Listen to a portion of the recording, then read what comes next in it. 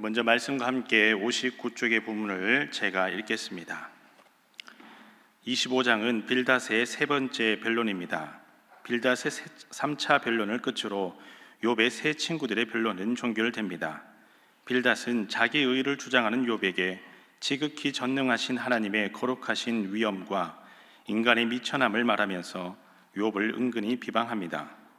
26장에서 욥은 빌닷의 상투적인 변론에 대해 공박한 후에 하나님의 권능과 위엄에 대해서 자신도 잘 알고 있음을 설명하면서 자신의 옳은 입장을 나타내고자 합니다. 27장에서 욥은 세 친구를 향하여 자기 변호의 말을 압축시켜 표현합니다. 전능자의 사심을 두고 맹세하면서 결코 입술이 불의를 말하지 아니하며 혀가 거짓을 말하지 아니하였음을 강조합니다. 아멘. 오늘 본문의 각 장의 내용을 살펴보면은 25장은 빌닷의 변론이 기록되어 있고 26장은 그 빌닷의 이야기를 듣고 욥이 다시 한번 빌닷에게 변론하며 이야기합니다. 그리고 27장은 이제 세 친구들의 모든 변론과 욥의 대답이 다 끝이 나고 욥이 세 친구들 모두를 향하여서 이야기하는 장면, 욥의 대답이 기록이 되어 있습니다. 그러면 오늘은 각 장의 내용을 함께 살펴보면서 세 가지 기도의 제목을 함께 나누고 기도하겠습니다.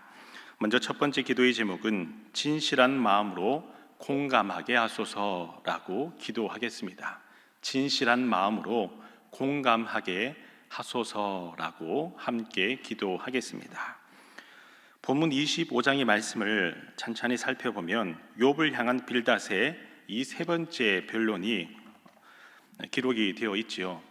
먼저 8장과 18장에 이어서 이 두 장에서는 욥을 정죄하면서 그의 잘못된 것을 지적하고 비난하기 시작하였습니다. 그러나 오늘 본문인 25장 말씀을 보면은 욥의 잘못을 지적하기보다는 하나님의 위대하심과 인간의 비천함을 원론적으로 빌닷이 설명을 하고 있습니다. 빌닷의 이야기는 구구절절이 다 맞는 말입니다. 2절 말씀, 25장 2절 말씀을 보면 하나님의 속성은 우리에게 화평을 주시는 분이시고 4절에서 그 하나님 앞에 의로운 사람은 단 한 사람도 없으며 5절에서 그렇기에 어떤 무엇도 하나님 앞에서 빛을 발할 수 없음을 빌닷이 주장하고 있습니다. 이런 빌닷의 변론은 겉으로 보기에는 하나님의 위대하심을 찬양하는 것 같지만 인간의 한계와 미련함을 동시에 빗대어 설명하면서 지금까지 욥의 모든 변론 또한 하나님 앞에서 의로울 수 없다라고 하는 것을 넌지시 이야기하는 것입니다. 먼저 앞장인 8장과 18장에서는 욥을 향한 불편한 마음으로 욥을 비난하고 정죄하는 데 치우쳤다면 이 25장에서는 하나님이 얼마나 위대하신지 아느냐, 하나님 앞에 아무도 빛을 발할 수 있는 사람은 없다라고 하면서 비난과 정죄보다는 하나님의 위대하심 앞에 욥 또한 악인일 뿐이다, 욥 또한 부족할 뿐이다 라고 하는 것을 빌닷이 강조하고 있는 것이죠. 그런데 이 빌닷의 이야기를 들은 욥이 26장 2절 그리고 3절에서 말하기를 내가 힘없는 자를 참 잘도 도와주는구나, 기력 없는 팔을 참 잘도 구원하여 주는구나, 지혜 없는 자를 참 잘도 가르치는구나, 큰 지식을 참 잘도 자랑하는구나 라며 빌닷에게 변론을 하고 있습니다. 사실 지금 당장 물에 빠져 허우적대는 사람에게 가장 필요한 것은 손을 내밀어 주거나 내가 수영해서 구할 수 없거든 다른 물체나 튜브를 던져주는 것이 급선무입니다. 갑자기 아파서 쓰러진 사람에게 필요한 것은 119를 불러 그를 빨리 병원으로 후송하는 데 도움을 주는 것입니다. 물에 빠진 사람에게 아무리 그 물에서 빨리 나와야 생명을 구한다라고 외쳐봤자 스스로의 힘으로는 절대 물에서 나올 수가 없습니다. 갑자기 정신을 잃은 사람에게 119로 불러 빨리 병원에 빨리 가야 한다며 전화하십시오 라고 아무리 이야기해봤자 정신을 잃은 사람에게는 아무 도움이 되지 않는 것과 같습니다. 이와 같이 지금 욥에게 가장 필요한 것은 스스로 고난 가운데서 도저히 헤어나올 수 없기에 하나님의 그 무궁무진한 뜻을, 섭리를 다 이해할 수 없기에 그 고난을 그저 묵묵히 이겨낼 수밖에 없는 욥에게 하나님의 은혜가 있다며 위로하는 것이 가장 필요한 것입니다. 그리고 그 믿음의 신앙을 잃지 아니하도록 욥을 위해 세 친구들이 끝까지 기도하며 욥과 함께 하나님의 은혜와 도우심을 간절히 간구하고 욥의 마음을 마음 깊이 공감하는 친구들이 필요한 것이죠. 이와 같이 지금 욥에게는 가장 큰 위로라고 하면 진실한 마음으로 자신의 이야기를 들어주고 신앙이 멀어질 때라도 하나님께서 욥을 바라보신다며 하나님께서 너를 지키신다며 우리가 하나님 앞에 온전히 그 섭리를 다 알 수 없지만 하나님의 때를 기다려야 한다며 함께 기다리는 친구들의 마음이 가장 필요한 법입니다. 진실된 마음으로 함께 아파하고 진실된 마음으로 함께 기도하고 진실된 마음으로 욥의 편에 서서 용기를 더하여 주는 친구들이 욥에게 필요한 것이죠. 여러분들의 이웃 중에 누가 아파하는 이웃이 있습니까? 이야기를 들어줘야 할 가족들이나 친구들이 있습니까? 욥의 세 친구와 같이 정답을 이야기하기보다는 웃을 때 함께 웃어주고 아파할 때 함께 아파하고 울 때 함께 울어주며 특별히 이번 153 새생명 초청잔치를 앞두고 주변의 이웃들과 또 가족들과 친지들을 한번 눈여겨보면서 함께 찾아가고 함께 이야기를 나눌 수 있는 진실된 마음으로 공감할 수 있는 여러분 다 될 수 있기를 간절히 소망합니다. 아멘. 다음으로 두 번째 기도의 제목은 크신 권능의 하나님께서 나와 함께 하심을 깨닫게 하소서라고 기도하겠습니다. 크신 권능의 하나님께서 나와 함께 하심을 깨닫게 하소서라고 함께 기도하겠습니다.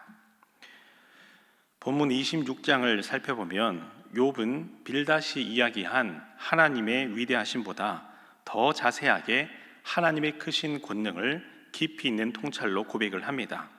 특히 26장 12절 말씀을 보면 하나님은 능력으로 바다를 잔잔하게 하시며 13절에서 입김만으로도 하늘을 맑게 하시고 14절에서는 하나님의 이러한 행사들은 단편일 뿐이며 능히 하나님의 권능을 다 헤아릴 수 없음을 믿음으로 고백하고 있습니다. 사실 빌닷은 얕은 지식으로 하나님의 위대하심을 찬양하는 척하면서 25장 6절 말씀을 보면 욥을 향해 말하기를 구더기 같은 사람, 벌레 같은 인생이라며 욥을 향한 불편한 마음을 드러내고 있습니다. 바꾸어 말하면 빌닷이 이야기하는 목적은 하나님의 위대하심을 진심으로 찬양하는 것이 아니라 욥을 비난하기 위한 의도, 그 불편한 마음이 그 주장의 이면에 있다라고 하는 것이죠. 그러나 욥은 이 빌닷의 비난에도 불구하고 하나님의 위대하신 권능을 그리고 하나님의 크신 섭리를 빌닷보다도 더 깊은 지혜로 더 깊은 통찰로 고백하며 하나님의 권능을 고백하는 사람이었습니다.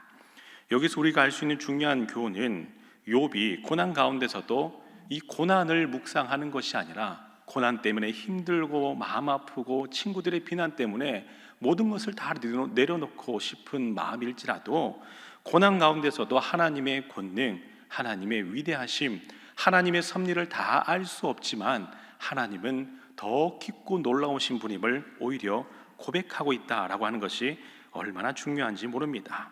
이 하나님의 크신 권능과 섭리를 붙들고 고백하였기 때문에 욥은 친구들의 비난 가운데서도 마음이 흔들려 넘어질지라도 다시 일어설 수 있었다라고 하는 것입니다. 우리가 너무 힘들고 아무것도 할 수 없을 때 그저 산천수목 조용한 곳에 잠잠히 묵상하고 있으면 그저 그 마음이 깨끗해지는 것 같고 그 마음이 풀리는 것 같고 어떤 누구도 나를 이해해 주지 못하는 것 같지만 누군가가 나의 이야기를 들어주기 시작할 때에 그리고 그 이야기에 공감해 주기 시작할 때에 한참 이야기를 하다 보면 마음이 치유가 되듯이 오히려 고난 가운데서 고난을 묵상하고 아픈 마음을 토로하기보다는 이 고난 가운데서도 하나님께서는 나와 함께 하시고 내가 하나님의 뜻을 다 알 수 없을지라도 그럼에도 불구하고 하나님을 믿으며 크신 권능의 하나님 그 품 안에 거하기를 원하는 믿음의 고백을 할 때에 하나님께서 그 심령의 마음을 그 고백 가운데에 치유하여 주시고 성령을 통하여 역사하여 주실 줄 믿습니다. 이와 같이 이 새벽 제단에 나온 여러분들 모두가 고난 중에도 하나님의 권능을 찬양하고 고난 중에도 하나님께서 함께 하심을 믿음으로 고백할 때에 하나님께서 실로 그 고백 가운데에 함께 하시고 따스한 성령으로 그 마음을 위로하여 주실 줄 믿습니다. 마지막 세 번째 기도의 제목은 세상의 평가에 흔들리지 않는 성숙한 믿음을 주옵소서라고 함께 기도하겠습니다. 세상의 평가에 흔들리지 않는 성숙한 믿음을 주옵소서라고 함께 기도하겠습니다. 다 함께 본문 27장 4절 한 절의 말씀을 합독하겠습니다. 27장 4절 한 절의 말씀입니다. 시작. 결코 내 입술이 불의를 말하지 아니하며 내 혀가 거짓을 말하지 아니하리라. 아멘. 지금까지 욥의 세 친구는 8번에 걸쳐서 욥의 잘못을 지적하며 욥의 마음을 상하게 하였습니다. 이에 욥은 나는 결코 불의를 말하지 않으며 절대 거짓을 말하지 않는다고 본문에서 재차 강조하고 있습니다. 지금까지 욥의 변론을 가만히 보면 세 친구들의 지적이 때로는 도를 넘어 너무 비판적이고 공격적인 모습이었다 할지라도 그 평가에 흔들리지 않으려고 노력하는 모습이 역력하였습니다. 그래서 처음에는 세 친구들의 지적에 욥은 자신을 변론하기에 급급하였지만 점차 하나님 앞에서 자신의 아픈 마음을 탄원하면서 자신을 돌아보기 시작합니다. 그리고 내린 결론은 하나님께서 주신 고난은 나의 죄로 인한 것이 아니라 나를 연단시키려는 하나님의 뜻을 깨닫게 됩니다. 그리고 하나님을 찬양하며 하나님의 지혜를 노래하게 되지요. 그러나 오늘 본문 27장 13절에서 23절까지의 말씀을 보면 욥이 세 친구들이 자신을 비난한 것과 같이 그 친구들을 향하여 거친 말들을 하기 시작합니다. 여기서 알 수 있는 중요한 점은 하나님 앞에서 경건하였던 욥일지라도 도저히 견딜 수 없는 큰 고난 가운데 믿음을 지키고자 하였던 욥조차도 부족한 하나님의 사람일 수 있다라고 하는 것입니다. 누구나가 연약한 점이 있습니다. 누구나가 그 연약한 점을 잘 보완하고자 하는 마음이 있습니다. 그리고 그 연약함을 잘 보완하여 드러나지 아니하도록 그 연약함 때문에 이웃이, 남이, 친구가 상처받지 않도록 열심히 노력하고자 합니다. 그런데 때로는 너무나도 큰 어려움 가운데에 그 연약함이 불쑥불쑥 나오기 마련입니다. 욥 또한 이러한 부족한 사람이었습니다. 그러나 욥은 이 세상의 평가에 흔들리지 아니하기 위해서 더욱더 성숙한 믿음으로 하나님 앞에 나아가고자 하지요. 예수님께서도 지나친 욕설과 모진 채찍질 그리고 돌던짐을 당하시면서도 끝까지 그 십자가를 짊어지시기 위해 묵묵히 기도하시기까지 하였습니다. 이와 같이 이 새벽제단에서 기도하실 때에 이렇게 기도하시기를 소망합니다. 하나님, 세상의 평가에 흔들리지 않는 성숙한 믿음을 주옵소서. 때로는 세상의 평가에 흔들릴지라도 하나님 앞에 엎드려 믿음으로 기도하며 먼저 우리를 위하여서 모진 고통과 고난을 감내하시기까지 십자가 앞에서 엎드려 간절히 기도하며 하나님 앞에 눈물을 그리고 피와 땀방울을 다 쏟으시기까지 먼저 우리에게 기도의 모범을 보여주신 주님처럼 저희 또한 늘 새벽제단을 지키며 하나님의 십자가 앞에서 기도함으로 연약한 마음이 다스려지고 성숙한 마음으로 변화되어서 성숙한 믿음으로 주님 주신 귀한 직분을 잘 감당할 수 있도록 끝까지 기도하며 믿음의 직분을 잘 감당하는 여러분 다 될 수 있기를 간절히 소망합니다. 아멘. 다 함께 세 가지 기도의 제목으로 기도하겠습니다.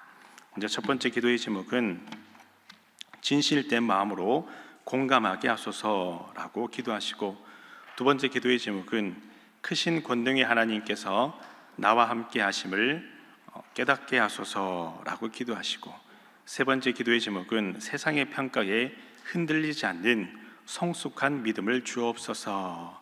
이 성숙한 믿음을 위하여 더욱더 기도하는 마음 허락하여 주옵소서 기도하시고, 내일 있을 주일 예배를 그리고 1호산 새생명 초천잔치를 위해서 그리고 335 모임과 다음 주 있을 가을 특별 새벽기도를 위해서 그리고 이 모든 사역을 준비하시는 위임 목사님과 여러분 각자의 기도의 제목으로 기도하신 후 돌아가겠습니다. 함께 기도하겠습니다.